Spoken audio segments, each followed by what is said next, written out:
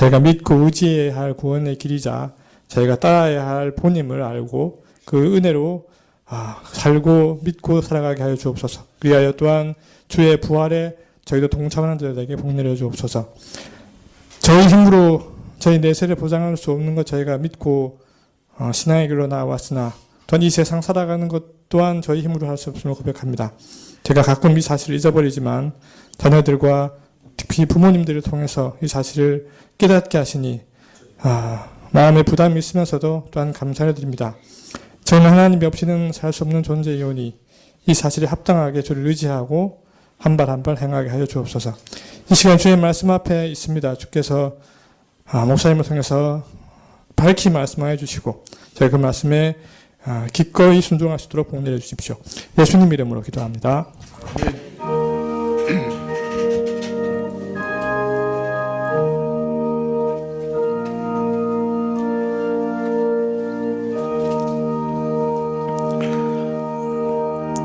말씀은 요한계시록 17장 1절부터 5절까지 말씀입니다. 요한계시록 17장 1절부터 5절까지 말씀입니다. 계시록 17장 1절부터 5절까지 한 절씩 교독하시죠. 또 일곱 대접을 가진 일곱 천사 중 하나가 와서 내게 말하여 가로되 이리 오라. 많은 무리에 앉은 큰 음녀에 받을 심판을 내게 보이리라.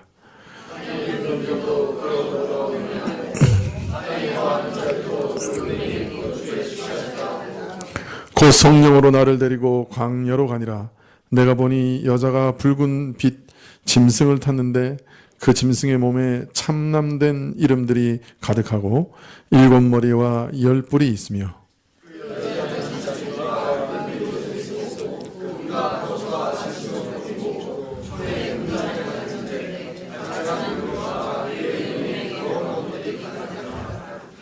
그 이마에 이름이 기록되었으니 비밀이라. 큰 바벨론이라.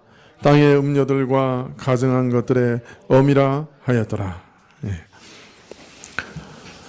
17장부터는 계시록의 시점이 바뀐다고 말씀드렸습니다. 4장부터 16장까지는 요한이 하늘 지성소에서 본 계시를 기록하고 있죠. 그런데 이제 17장부터는 요한이 광야에서 본 계시를 기록하고 있습니다. 이처럼 장면이 그 시점이 바뀌게 되었습니다. 그러나 시점이 바뀐다고 해도 계시록이 취급하는 내용이 갑자기 달라진 것은 아니었습니다. 오히려 바로 앞에서 취급하였던 내용을 반복해서 더 자세히 취급하고 있는 것이죠.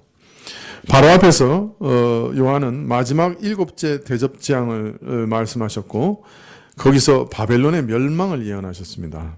대지진으로 말미암아 거대한 성 바벨론이 세 갈래로 갈라지고 또 이와 함께 열국의 성들이 무너지고 섬과 산들이 사라질 것이요 거대한 우박이 하늘에서 쏟아져 사람들을 쓸어버릴 것이다. 즉 하나님의 권능에 의해 바벨론이 완전히 멸망하게 될 것을 말씀하셨던 것이죠. 그런데 이제 17장과 18장에서는 이 말씀을 확대해서 일곱째 대접장의 내용을 다시 다루면서 바벨론의 멸망에 대해서 더 자세하게 우리에게 알리고 계십니다. 계시록은 그러니까 장이 거듭될수록 이게 뭔가 새로운 것들을 계속 말씀하신다기보다는 이전에 한번 말씀하시고 또 그것을 확대해서 또 보여주시고 또 그 다음에 또 그것을 또 다시 보여주시고 이런 식으로 계속 반복해서 보여주고 계신다고 하는 것을 이해할 수 있습니다. 자, 그럼 이제 본론을 좀 살펴보시면 좋겠는데요. 17장 1절에 이렇게 얘기합니다. 또 일곱 대접을 가진 일곱 천사 중 하나가 와서 내게 말하여 가로되 이리 오라. 많은 물 위에 앉은 큰 음녀에 받을 심판을 내게 보이리라. 이제 한 천사가 보인 이상을 우리에게 기록하고 있습니다. 큰 음녀가 받을 심판을 보이기 위해서 큰 음녀를 보이고 계시는데 자, 일곱 대접을 가진 일곱 천사 중에 하나가 그 일을 수행하고 있습니다. 자, 일곱 대접을 가진 천사 중에 몇 번째 천사일까요?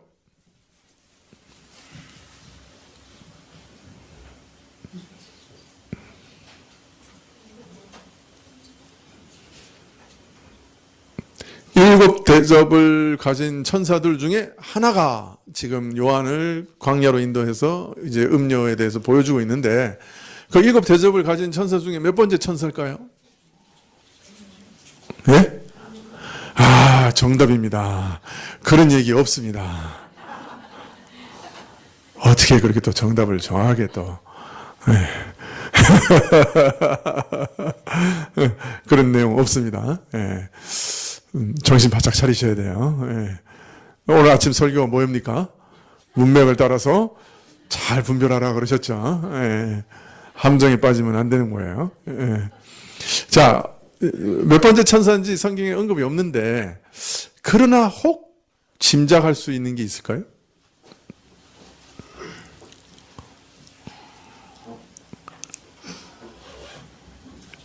네, 지금 이제 다루고 있는 이 음녀는 5절에 보면 그 음녀의 정체가 뭐래요?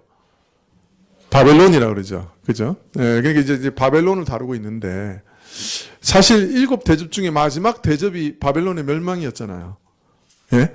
예, 그렇다면 성경에는 분명히 몇 번째 천사라는 언급은 없지만 아마 일곱 번째 그 바벨론의 멸망을 선언한 천사의 가능성도 상당히 있는 거죠. 이제 자기가 대접을 쏟아 부어서 멸망케 된 그 바벨론의 멸망을 좀 더 자세히 설명하기 위해서 요한을 지금 광야로 인도하고 있다고 봐도 그렇게 무방하지 않을까. 그러나 성경에 없는 추측일 뿐이에요. 자, 그런데 왜 굳이 그냥 한 천사라고 하면 되지 일곱 대접을 가진 일곱 천사 중 하나라고 굳이 밝히고 있는 것일까요? 여기서 그냥 휙 지나가면 되는데 뭘 그렇게 꼬치꼬치 묻습니까? 그렇게 말씀하실지 모르지만 한번 보세요. 가만히 읽어보면 의문 들 만한 게 많이 있죠. 그죠? 왜 또 뭐 이게 몇 번째 천사냐 그거는 뭐 답이 없겠지만은 왜 굳이 꼭 일곱 그냥 천사 중에 하나 지금까지 계속 천사 중에 하나 뭐 이런 식으로 쭉 나왔잖아요. 그런데 여기서는 일곱 천사 중에 하나라고 굳이 밝히고 있는 걸까요? 그렇죠. 지금부터 시작하는 하나의 장면, 이 광야에서 보이는 장면이 완전히 동떨어진 장면이 아니고 사실은 일곱 대접의 재앙과 깊은 관계가 있다고 하는 것을 우리에게 암시해 주고 싶은데 그걸 어떤 방식으로 암시하고 있는 거예요? 일곱 대접을 내린 일곱 천사 중에 한 천사가 인도했다. 그 말은 일곱 대접과 지금부터 시작하는 내용이 어떤 깊은 연관이 있다라고 하는 것을 넌지시 암시해 주고 있는 거예요. 이제 여러분들도 이렇게 그 문맥을 따라서 또 이렇게 계시록에 이렇게 그 방식이 조금 익숙해져 가시는 것 같아요. 이게 흡족한 대답들이 계속 나오고 있고, 그 즉각 나오는 거 보니까, 예. 이제 제가 물러날 때도 이렇게,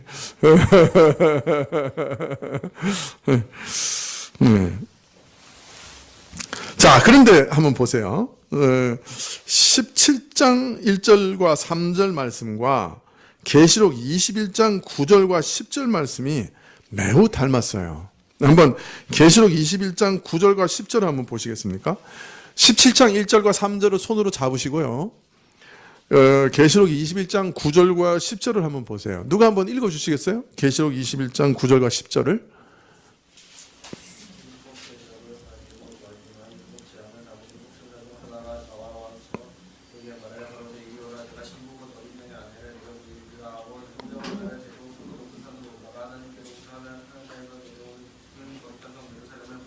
네, 고맙습니다.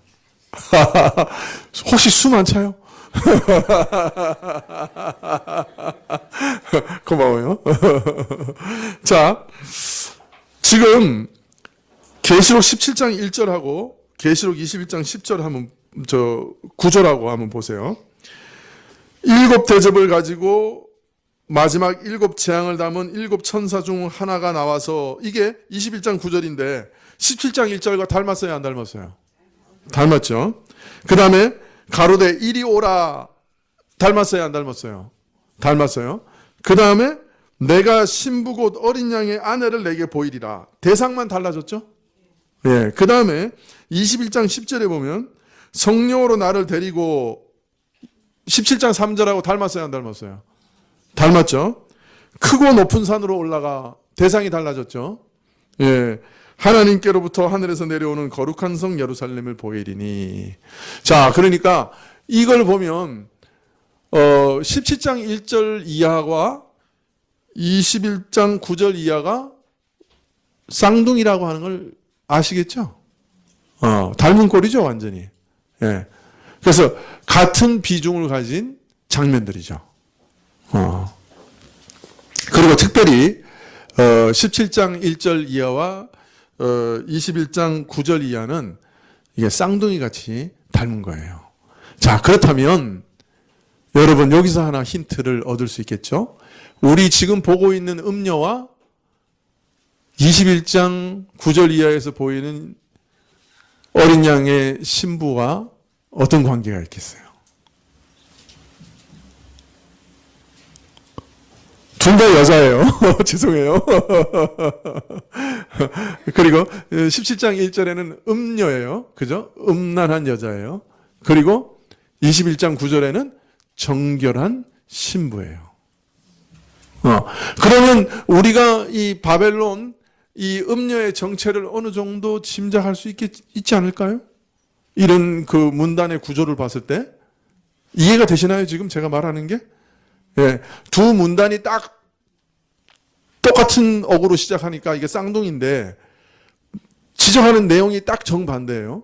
하나는 음녀고 하나는 어린 양의 신부예요. 그러면 어린 양의 신부는 뭔지 우리 다 알잖아요. 교회죠. 그죠? 그렇다면 이 음녀가 뭐가 될 건가 하는 거는 대강 짐작이 가실 수 있겠죠. 교회, 음녀, 정결한 신부하고 반대되는 음녀. 그죠? 그래서 이 계시록에서는 어떤 면에서는 이렇게 우리가 장절 구분을 이렇게 하고 있지는 않지만 이런 어구들을 통해서 어절을 통해서 장절 구분 같이 이렇게 구분을 해주고 있는 거죠. 그죠? 똑같은 비중을 가진 두 장면이에요. 그리고 대상은 정반대. 그렇게 볼 수 있습니다. 물론 17장부터 20장 그 사이에 이 어린 양의 신부인 새 예루살렘이 나오긴 하지만 그거는 약간 보는 각도가 다른 거예요. 다른 측면에서 보고 있는 거예요.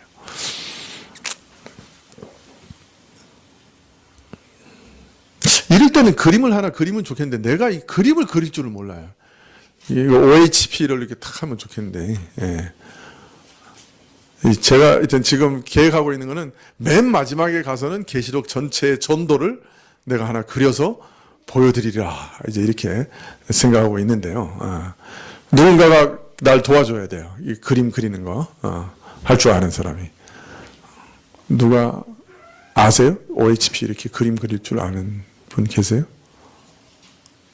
자원하여 무거운 짐을 지자.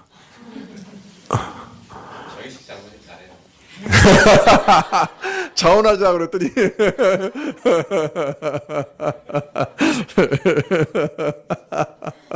하여튼 제가 누군가 부탁을 해야 되겠어요.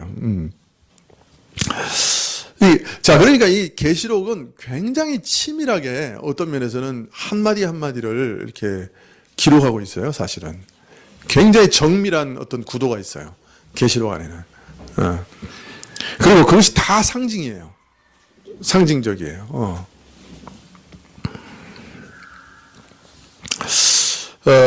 자, 천사는 물 위에 앉은 큰 음녀가 받을 심판에 대해서 이제 말하고자 하는데요. 우선 큰 음녀가 물 위에 앉았다고 그래요. 이 물은 또 뭘까요?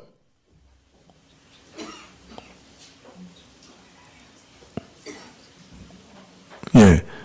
15절을 한번 보실까요? 예. 계시록 17장 15절. 한번 같이 읽어볼까요? 시작. 또 천사가 내게 말하되 내가 본 바 음녀에 앉은 물은 백성과 무리와 열방과 방언들이다. 어이구야. 그 물이라고 하는 것이 17장 15절에 보니까 땅의 모든 나라와 민족과 그죠? 백성과 무리들이라 그래요. 그러니까 온 세계의 모든 열방과 그 왕들과 사람들 위에 딱 앉아 있는 거예요. 이 음녀가. 네, 이거는 뭘 나타내는 겁니까? 이 음녀의 지배력과 영향력을 그림처럼 딱 보여주는 거죠. 여러분 신문에 이렇게 그 오늘의 만화 이런 거 보면 이렇게 그림 한마디로 이렇게 사건 딱 보여주는 거 있죠? 예? 만평. 그거 비슷해요. 그냥 이렇게 딱 그림 하나 보여주는데 이제 지금 음녀가 딱 나오고 거기 온 세계 열방을 다 이렇게 그 위에 딱 앉아 있는 거예요. 참 기가 막힌 그림이죠. 근데 그를 가리켜서 큰 음녀라 그래요. 음녀. 열국을 유혹해서 음행을 범하게 하는 자라는 거죠. 땅의 왕들과 땅에 거하는 모든 자들을 유혹해서 행음하게 하는 그런 존재예요. 그 땅을 지배하고 다스리는 권력자들로 시작해서 지위의 높음과 낮음을 가리지 않고 땅에 거하는 모든 사람들을 미혹하여 음행에 취하게 하는 그런 존재로서 큰 음녀라. 아주 어마어마하게 큰 음녀예요. 그 미치는 힘과 영향이 대단하다. 이상하게 우리말 성경에서 큰 자가 제 성경은 아주 이렇게 글자가 굵어요. 인쇄가 잘못 나왔는지 큰 이렇게.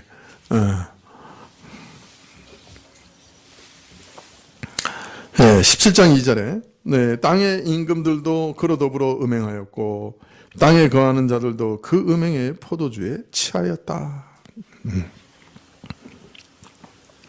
땅의 군왕들과 땅에 거하는 자들이 다 그와 더불어 음행하였고 그 음행의 포도주에 취했다. 이 일반 백성들은 물론이고 참 그 온 세계에 똑똑한 사람들 다 모아놓은 그 권력자들, 지배자들조차 이 음료의 유혹은 피하지 못하는 거예요. 얼마나 대단한 유혹인가. 도대체 이 음료의 유혹이 뭘까요?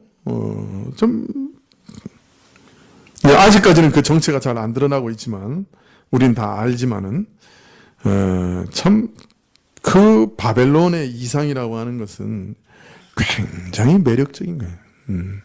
그 누구도, 벗어나지 못하죠.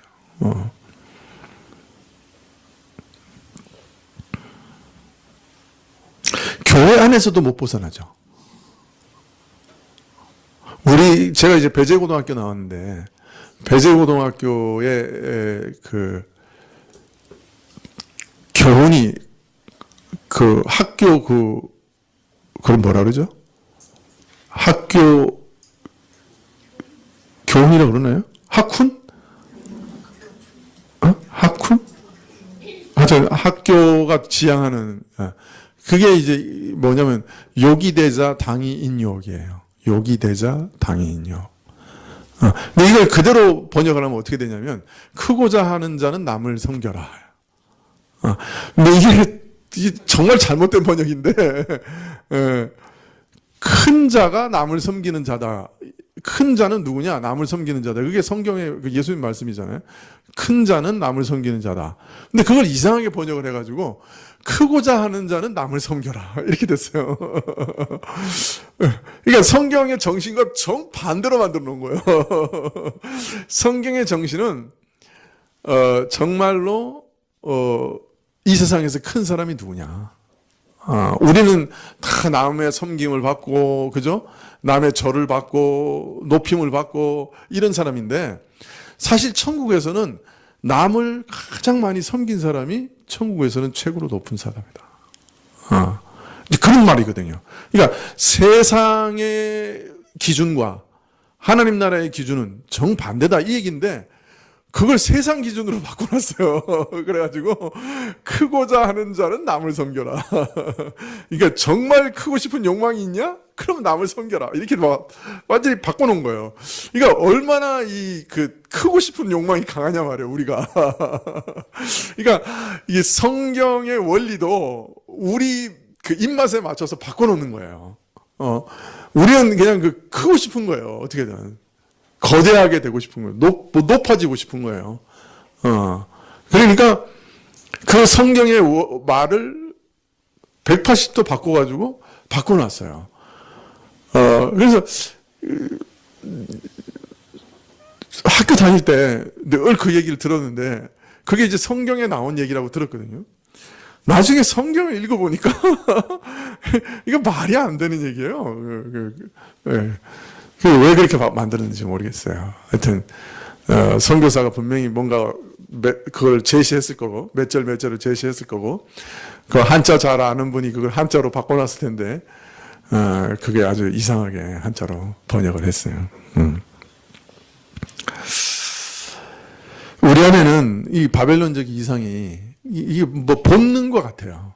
내가 다른 사람을 지배하리라. 내가 저들 위에 높아지리라. 내가 모든 것을 내 권력을 따라 휘두르리라. 이런 거죠.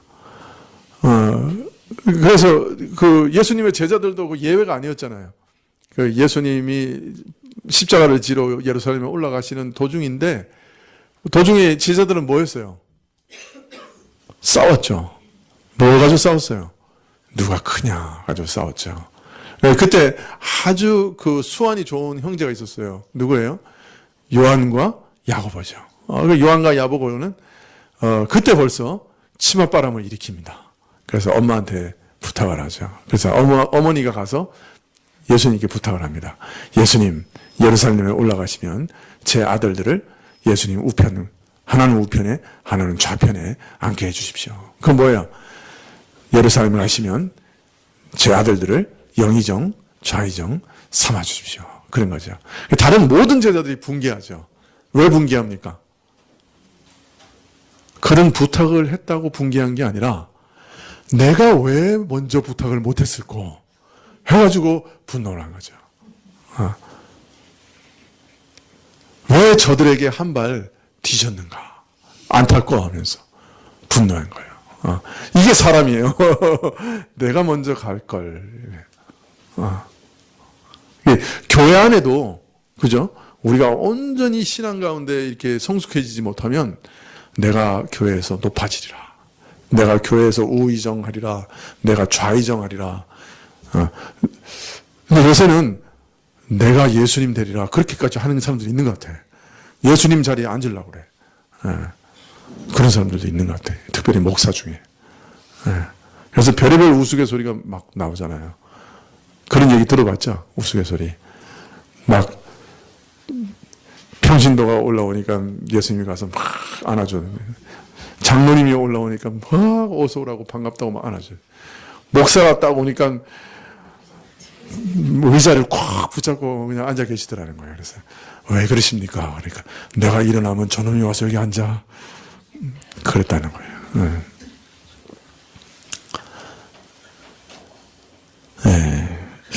우리 본능 것 같아요.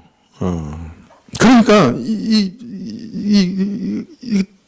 내가 이렇게 높아지리라, 내가 최고가 되리라, 내가 모든 것을 지배하리라.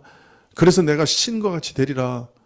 이런 것은 안 던져줘도 다 매력적으로 느끼고 따라가는 거예요.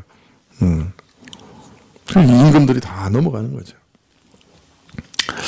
이 행음의 구체적인 의미, 그 정체가 뭐냐 하는 것을 이미 사실은 계시록에서 밝혀주고 있죠.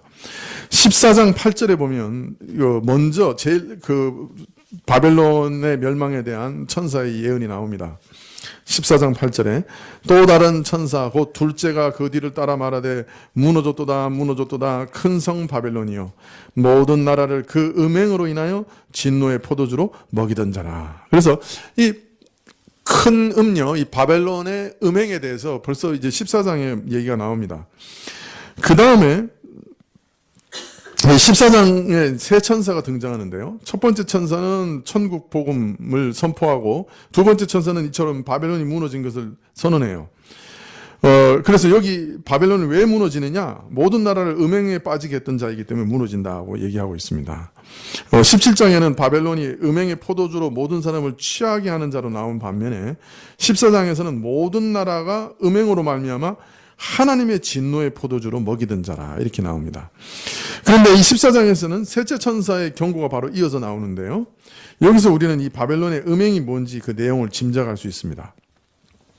14장 9절에 또 다른 천사 곧 셋째가 그 뒤를 따라 큰 음성으로 가로되 만일 누구든지 짐승과 그의 우상에게 경배하고 이마에나 손에 표를 받으면 그도 하나님의 진노의 포도주를 마시리니 그 진노의 잔에 섞인 것이 없이 부은 포도주라. 그 거룩한 천사들 앞과 어린 양 앞에서 불과 유황으로 고난을 받으리니 이렇게 얘기합니다.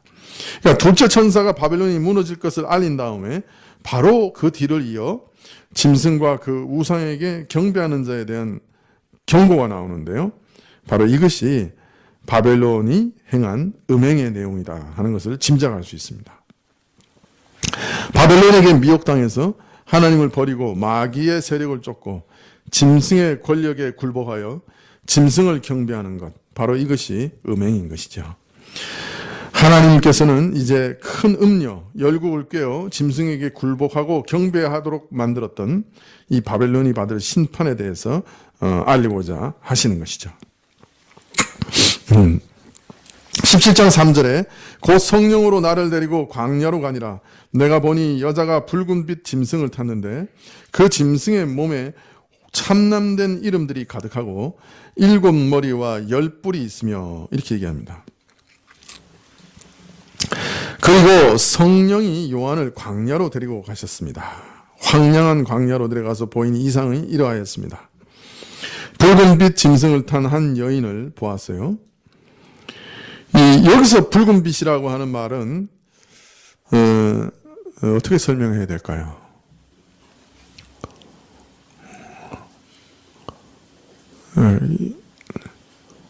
그냥 붉은빛을 얘기하는 게 아니고 아주 강력한 인상을 주는 아름다운 붉은빛을 나타냅니다. 그 뭔가 좀 어울리지 않죠? 어울리지 않죠? 짐승을 탔는데 이 짐승은 원래 그 본성이 뭐예요? 왜 이걸 짐승이라고 상징했어요? 본성이 이게 흉악한 거예요. 이게 사람 마음이 아니고 짐승 마음이야. 이게 짐승같이 흉악한 놈인데. 그런데 그 빛깔은 뭐예요? 네? 아주 그 매혹적인 붉은색이에요. 이게 뭘 의미하는 걸까요? 아주 강렬한 인상을 주는 아름다움이에요. 흉폭한 놈인데, 그래서 짐승이라고 이름을 붙이는데, 근데 그 사단의 제국의 그 겉모습은 아주 사람들에게 강력한 인상을 주는 매혹적인 아름다움을 가지고 있는 거예요. 여러분, 이 짐승이라고 하는 것, 우리가 이제 13장부터 쭉 살펴봤지만은 어떤 제국의 권력, 어떤 그런 것을 연상한다고 그랬잖아요. 그 제국, 또 제국이 가진 어떤 정치적인 권력, 권세, 이런 것들을 나타내는 건데, 여러분, 이 권력이라고 하는 거는 정말 매력적인 것 같아요.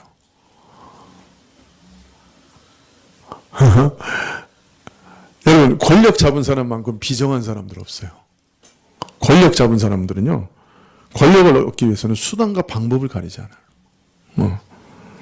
양심과 명예와 재물 쉽게 포기해요. 사람이 재물이 제일 중요하잖아요. 사람에게서 재물은 그 목숨과 같은 거야. 그래서 사람은 통장에 돈이 많이 쌓이면 쌓일수록 좋아해요. 안정감을 느껴요. 이거 내 생명이라고 생각하기 때문에. 그래서 내가 생명을 많이 가지고 있다, 안정하다 이렇게 생각하는데, 이 권력이라는 속성은 그렇게 중요한 재물보다 더 강해요.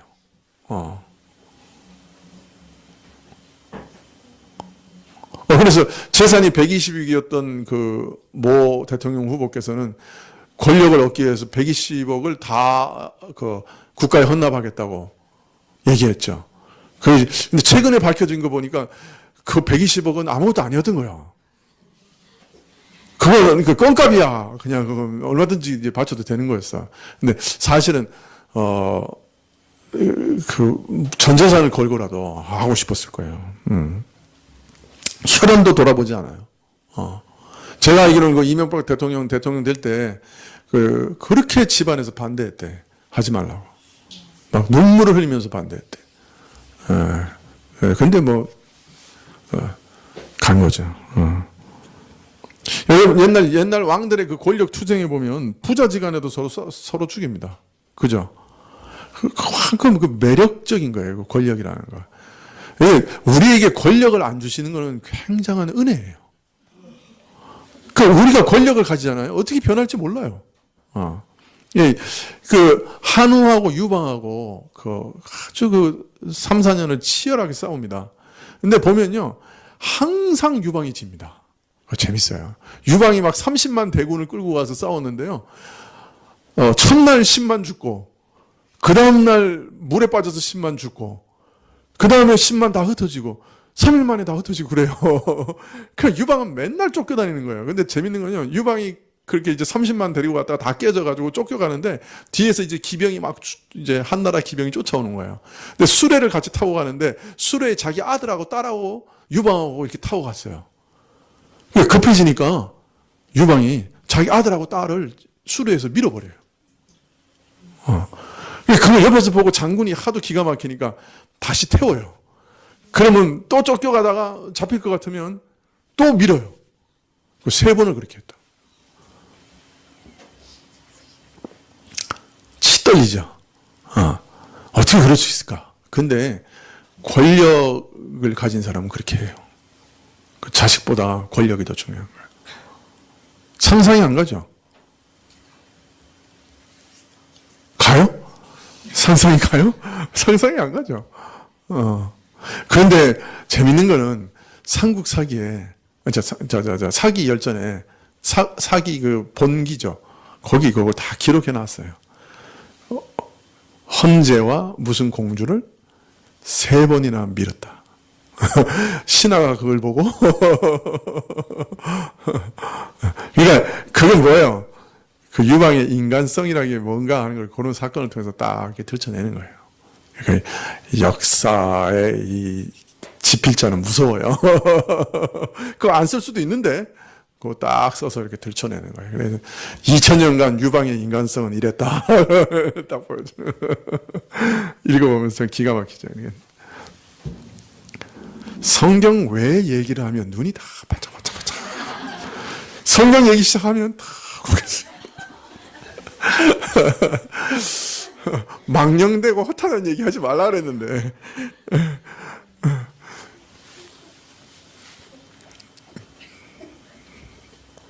괜찮아요. 왜냐하면 세상의 본질을 얘기할 때 어차피 세상 얘기할 수밖에 없어요. 그걸 그 많은 얘기는 아니니까 그 말이. 여러분, 우리가 뭔가 권력을, 반장도 권력이잖아요. 애들 반장 되는 것도 권력이거든.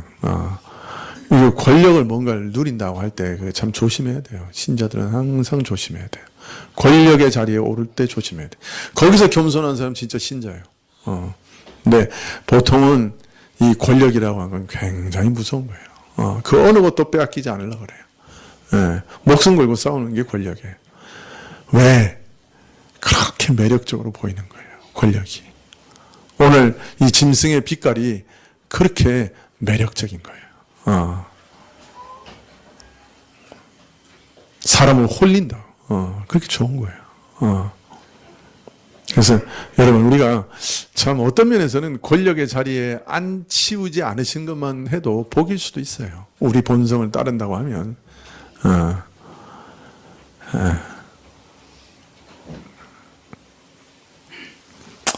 참 이렇게 설교하면 누가 좋아할꼬.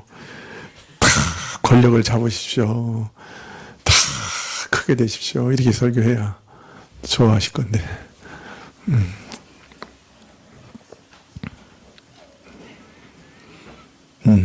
자, 그 짐승은 참남한 이름들이 가득할 뿐 아니라 머리는 7이요 뿔이 10이에요. 이거 어디서 많이 봤어요? 어디서 봤어요? 처음에 요한계시록 13장에 나왔죠. 이 짐승 나올 때 머리가 7에 뿔이 13이라고 그랬죠. 그러니까 우리가 짐작할 수 있는 것은 13장에 나왔던 그 짐승이다 하는 것을 짐작할 수 있습니다.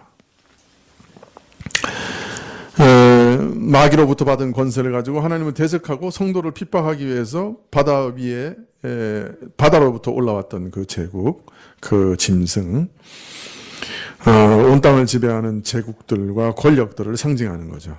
야, 그러니까 이 음녀는 참 대단해요, 그죠? 온 땅을 지배하는 그 짐승 위에 딱 타고 앉아 있는 거예요.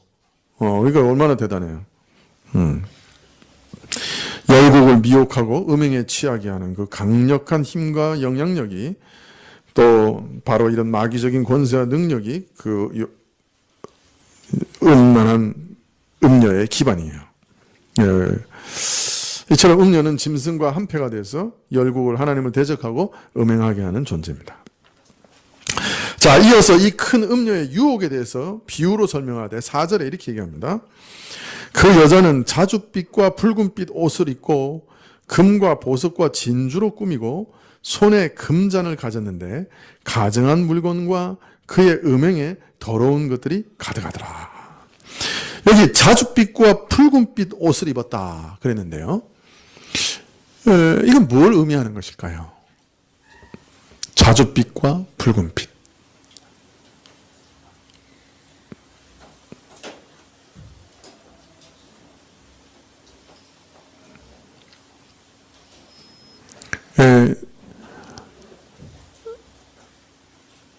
우리가 이제 항상 계시록을 지금까지 뭐로 해석해 왔어요? 예? 구약 말씀으로 쭉 해석해 왔잖아요. 구약에서 이 자줏빛과 붉은빛이라는 게 나오는 데가 있을까요?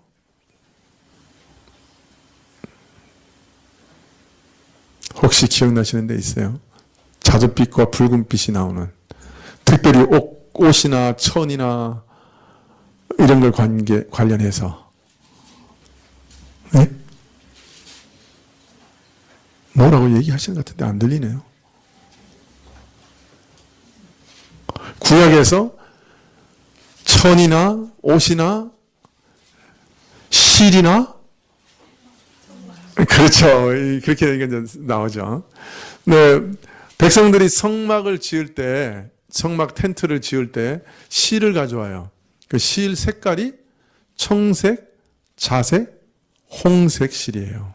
그때 자색과 홍색 실이 오늘 이 계시록에서 말하는 요 색깔과 똑같은 거예요. 네, 그러니까 70인역에 그 색깔을 번역한 그 말이, 그 히브리어를 헬라어로 번역한 그 70인역에 그 색깔을 번역한 말이 오늘 계시록에 그대로 인용되고 있는 거예요. 자, 그렇다면 이거는 성막에 사용하던 색깔이에요.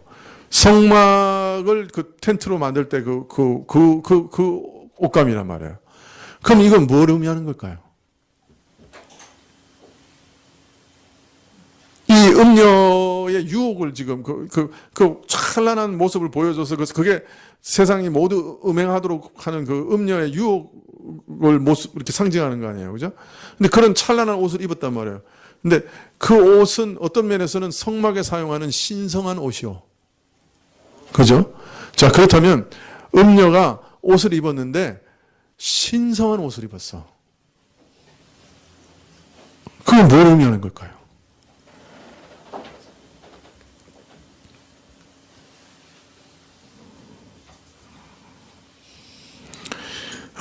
음녀를 딱 보면 어떤 모습으로 보인다는 거예요? 신성하고 고귀하고 아름다운 모습으로 보인다는 거예요.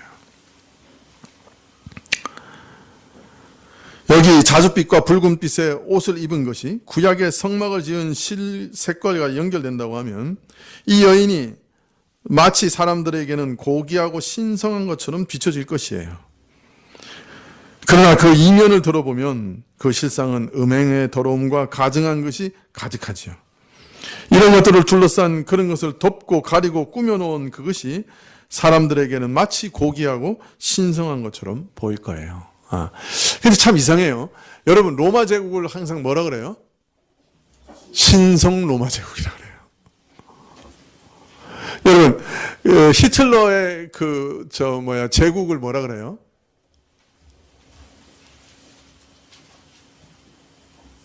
히틀러 그 제국 이름 뭐예요?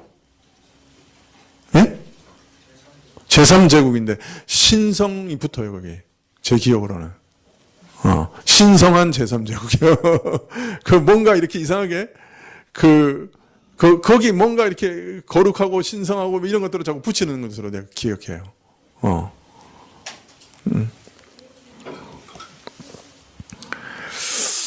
네, 마귀적인 권력에 기반을 둔 철학과 이론과 종교에 사로잡혀서 흉악한 일을 서슴지 않고 또 참 어떤 정치 이데올로기에 잡혀서 흉악한 일을 서슴지 않고 또 마귀적인 문화와 예술에 취하여서 비정상적이고 더러운 것을 쫓으면서도 자기 스스로는 섬세하고 아름답고 신성한 것을 추구한다고 생각할 수 있게 만드는 거예요. 악한 영적 세력의 개입에 의한 이단, 사교, 종교의 영향을 받으면서도 그래서 가증하고 더러운 곳에 속아 살면서도 스스로는 심오한 철학적 교리와 종교에 귀의하여 신성한 생활을 하고 있다고 오해하게 만들기도 하는 거죠. 그러니까 이 사람들이 이 일에 참여할 때 대단한 자부심 속에서 이 일에 참여하는 거예요. 그래서 사람들이 그 제국을 위해서 목숨을 바치는 거예요. 그 이데올로기를 위해서 목숨을 바치는 거예요. 이게 신성한 이데올로기를. 공산주의도 이 이데올로기가 신성하다고 생각하는 거예요. 그래서 그 이데올로기에 자기 목숨을 바치는 거예요. 진짜 믿고 바치는 거예요.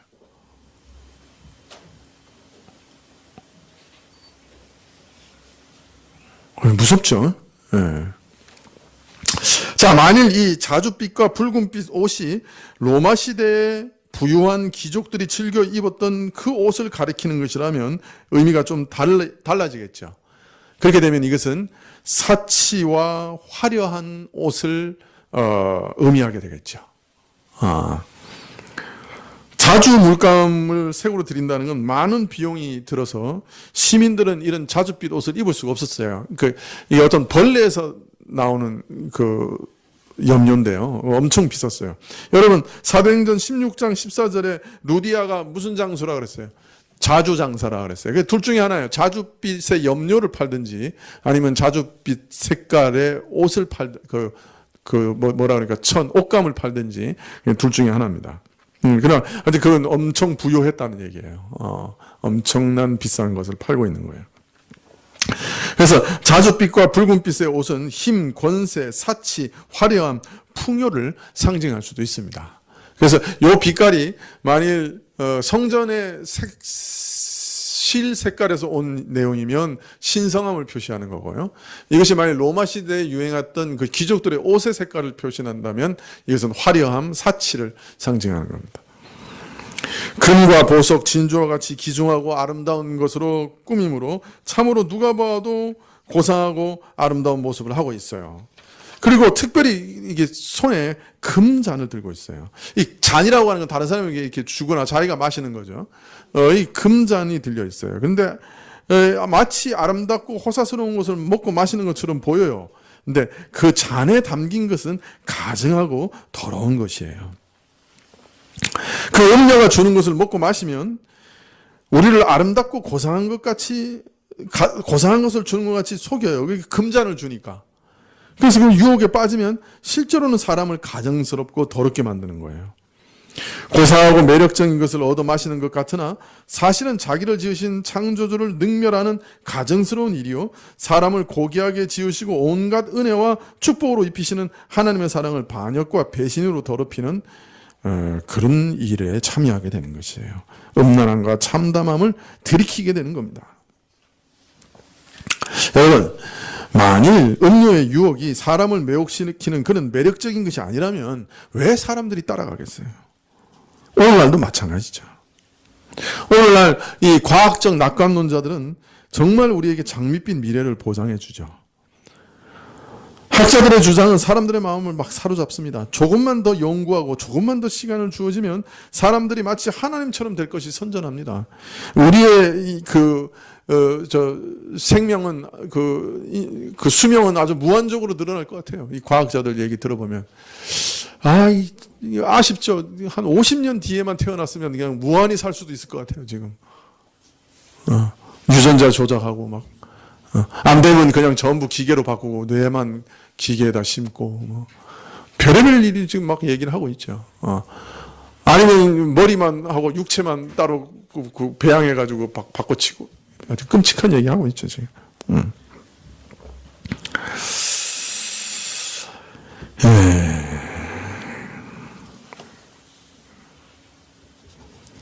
이 사람들이 말하는 것, 이 사람들이 내뱉는 말들, 하나님을 대적하는 말과 이론들, 정말 사람 듣기에 그럴듯하고 이치에 맞는 것 같고 세상의 이면을 꿰뚫어 보는 것 같아요. 이들의 안목이 참 대단한 것 같이 돋보여요. 그 사람들의 얘기를 듣고 있으면 이제 마치 하나님에게서 벗어나서 하나님의 힘들고 어려운 요구에 더 이상 짓눌리지 않아도 될 것 같은 시원한 기분이 들기도 해요. 그래서 무슨 이기적인 유전자 이런 책 나오면 아주 불티나게 팔려나가요. 참 그럴듯하고 대단한 것 같이 보입니다. 신앙을 비웃고 조롱하는 그 똑똑한 학자들의 혀는 얼마나 매끄럽고 그 말재주는 얼마나 현란합니까? 하도 어려운 말 만들어내서 우리 눈을 머리를 혼란케 하니까 넘어가진지도 모르고 넘어가는 거예요.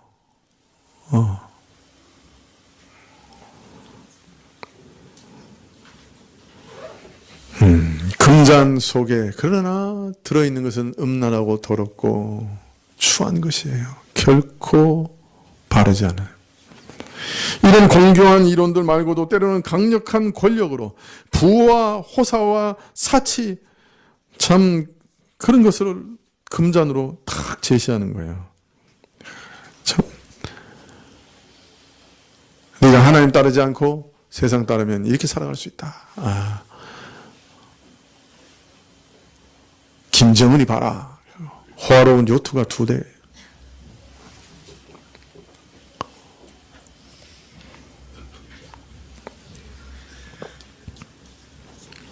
그러나 속으로는 썩고 부패한 문화와 예술이요. 우리를 꿰고 유혹하는 그 모든 것이 스스로는 하나님을 배반하는 것입니다. 오늘 음녀가 든 금잔 안에 들어있는 음란함과 참남함들은 이 세상 영광 이면에 있는 실상이에요. 하나님 보시기에는 아주 가증하고 더러운 것들이에요. 거기에 유혹되면 하나님에 대한 믿음을 저버리게 돼요. 세상의 찬란한 금잔에 현혹되면 음란함에 참여하게 돼요. 참남함을 마시게 돼요. 얼마나 무서운 일인지 모릅니다. 세상의 금잔에 취하지 않는 그런 신자가 얼마나 될까요?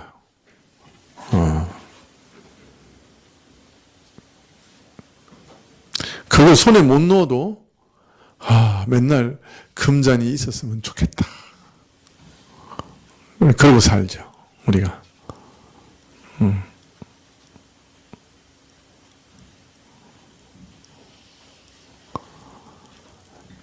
집 한 평 마련하기도 어려워서 맨날 허리 등골이 휘는데 푸티는 별장만 뭐 수십 개고 비행기가 수십 대, 헬리콥터가 수십 대고.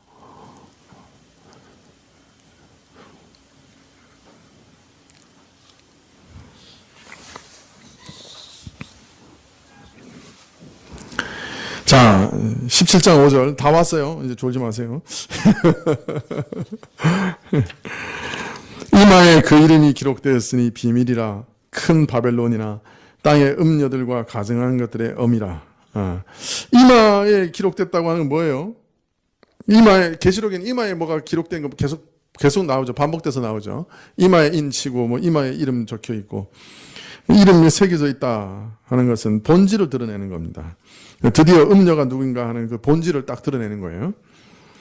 음녀의 이름에 기록되어 있어요. 비밀이라 큰 바벨론이나 땅의 음녀들과 가정한 것들의 엄이라. 이 비밀을 이름으로 볼 수도 있고 큰 바벨론이라 땅의 음녀들과 가정한 것들이라고 하는 비밀이 새겨져 있다. 이렇게 해석할 수도 있어요. 어느 쪽을 보나 뭐 그렇게 큰 차이는 없는데 비밀을 이름으로 볼 수도 있고 바벨론과 가정한 음녀라고 하는 비밀이 새겨져 있다. 이렇게 읽을 수도 있겠습니다. 드디어 여기 이 음녀가 바벨론이라고 하는 정체가 드러나죠. 16장 마지막에 하나님의 맹렬한 진노 가운데 무너져 버렸던 그 바벨론이 바로 이 음녀다. 그렇게 보여주고 있습니다. 땅의 음녀들의 엄이라. 온 땅의 열국과 열방을 또 만국의 모든 선민을 유혹해서 하나님을 저버리고 마귀를 쫓게 하되 온갖 가정한 일을 쏟아내게 하는 존재다.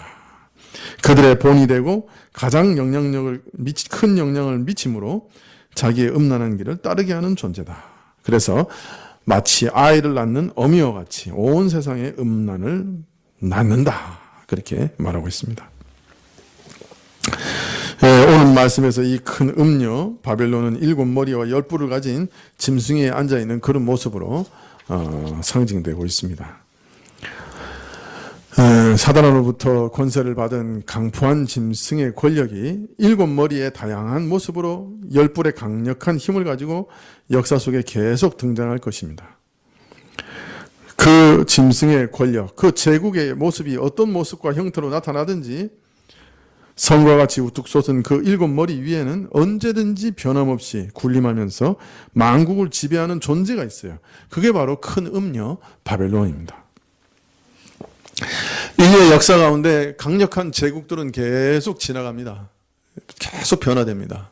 그런데 그 강력한 제국의 역사 속에 계속 등장하면서도 그 전체 역사 과정 가운데서 항상 군림하고 있는 것이 이 큰 음녀 바벨론이에요.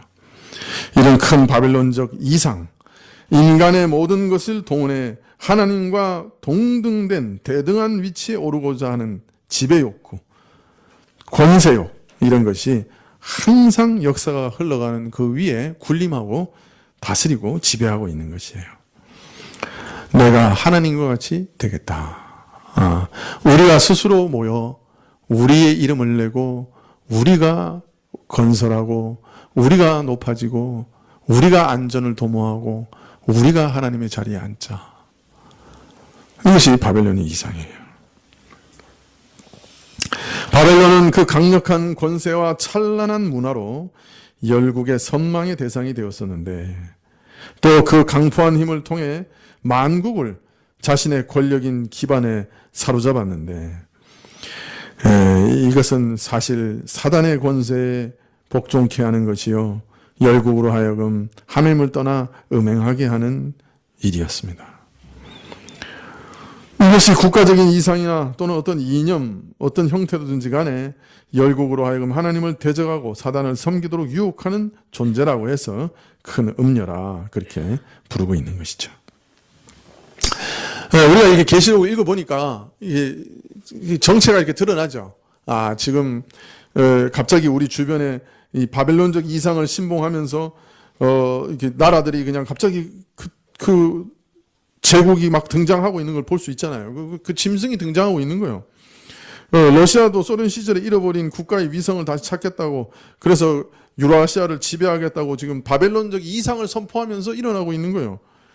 중국도 노골적으로 중국몽이라는 바벨론적 이상을 선포하면서 그것을 국가 이상으로 삼아서 지금 짐승처럼 일어나고 있는 거예요. 지난 시간에 말씀드렸지만 우리 주변의 열강들이 다 그래요. 지금 그런 성격을 갖고 있어요. 여러분 보니까 이 계시록이라고 하는 책은 참 신기해요. 이 계시록의 눈으로 보면 이것이 바로 바벨론적 이상을 쫓는 짐승의 모습이라고 하는 것이 눈에 보이는 거예요. 또 지금도 큰 음녀는 이 짐승들의 머리를 타고 앉아 있는 걸 우리가 이게 보고 있는 거예요. 이 계시록이라는 책을 자꾸 읽으면 이 계시록이 잘 이해가 잘 안 되는 면이 있지만 그런데 또 다른 면은 우리가 처한 현실의 역사와 정치 이면에 무엇이 도사리고 있느냐, 무엇이 근본적인 동인이냐, 어떤 세력이 도사리고 있느냐 이런 정체는 이렇게 잘 읽을 수가 있어요. 그 신기하죠. 그래서 사람들은 계시록을 해석할 때 막 어떤 사건에다가 붙이고 막 어떤 제국에다가 붙이고 이게 이 짐승이다 막 이렇게 해석을 하는데 그 해석하는 건 다 그럴듯해요. 그러나 또 그게 또 꼭 맞는 건 아니에요. 예. 그렇지만 하여튼 분명한 것은 계시록을 자주 읽고 많이 읽다 보면 그 세상의 역사 이면에 있는 것들이 보이기 시작하는 거예요. 이 나라들의 이면에 있는 동인과 왜 나라들이 저렇게 서로 싸우는지, 그 나라들은 뭘 추구하고 있는지 이런 게 이렇게 그림처럼 보이는 거예요. 이게 계시록의 특징이에요. 계시록의 탁월한 점, 그것은 역사의 성격과 이면, 그리고 그 이면에 속해 있는 영적 전쟁을 계속해서 보여주는 거예요. 그래서 참 신기한 책이에요. 계시록 자체는 잘 이해하기가 어렵고 이상한 책인데, 이해하기도 힘든데, 계시록을 자꾸 읽고 있으면 세상이 이해가 돼요. 세상의 정체가 이해가 되고, 세상 뒤에 있는 영적 전쟁이 이해가 되고, 지금 일어나고 있는 이 현상이 도대체 뭘 추구하고 있는지, 그 배경이 뭔지, 이런 것들이 그림처럼 눈에 보이는 거예요. 이 참 계시록의 특이한 점이에요. 지금 우리가 두려워하는 건 정말 사방에서 짐승이 일어나고 있기 때문에 두려워하는 거예요. 이게 짐승이라. 두 마리 큰 짐승에다가 또 위에 작은 꼬마 짐승에다가 옆에 쪽발이 짐승에다가 건너편에는 미치광이 짐승이 도사리고 앉아 있어서 이게 지금 두려워하는 거예요. 그럼 우리는 무슨 짐승입니까? 우리는 그런 거 없나요?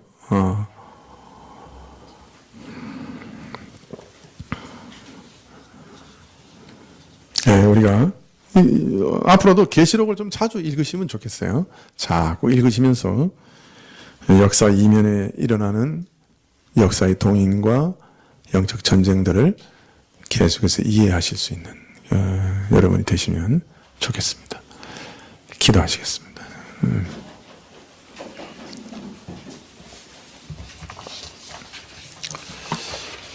참 겸손하게 무릎 꿇고 하나님께 기도할 수밖에 없습니다.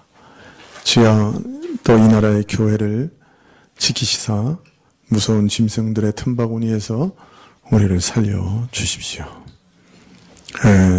세상의 정치 세력들 가운데 계시록에서 보여주셨던 그런 짐승과 같은 본질을 가진 나라들이 지금 일어나고 있습니다. 참 저들은 다 스스로 높아지고 최고가 되고자 하고 모든 것을 지배하고자 하고 궁극적으로는 하나님과 같이 되고자 합니다.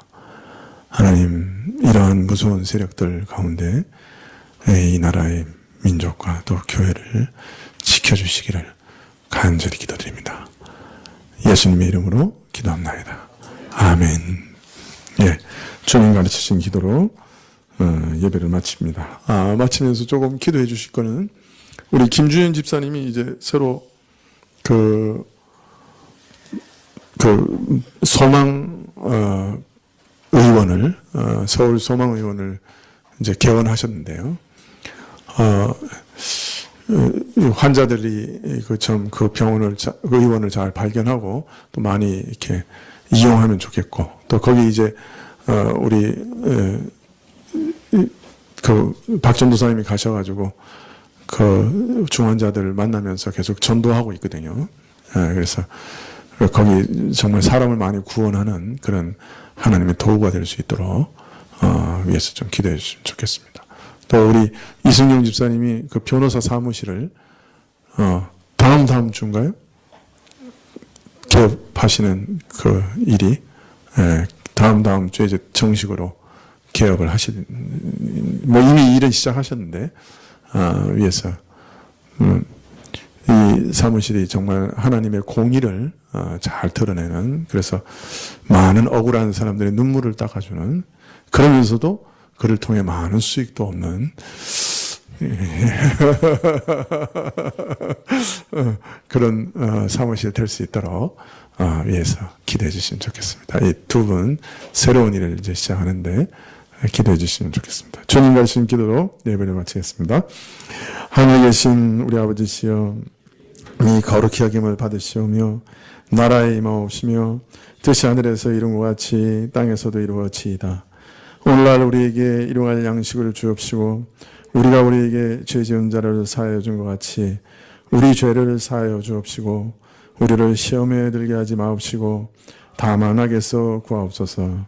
대개 나라와 권세와 영광이 아버지께 영원히 있사옵나이다. 아멘.